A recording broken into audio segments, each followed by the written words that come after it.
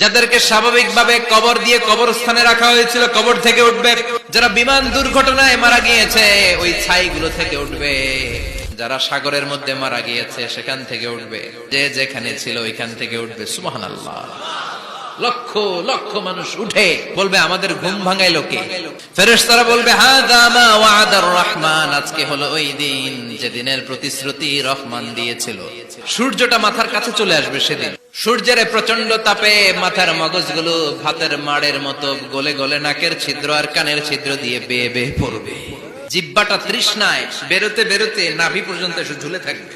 মা তার মেয়েকে দেখে দৌড়ে পালাবে, বাবা তার কলিজার টুকরা ছেলেরে চিনবে না। ও আয়েশা, দিনটা এত ভয়ঙ্কর হবে, বাঁচাও বাঁচাও ইয়া নফসি ইয়া নফসি বলে একবার ওই বিপদের দিনে মানুষ যে আকাশের দিকে এরকম তাকাবে, কার গায়ে জামা আছে কার গায়ে জামা নাই, ওই কথা মুহূর্তের মধ্যে ভুলে যাবে রে আয়েশা।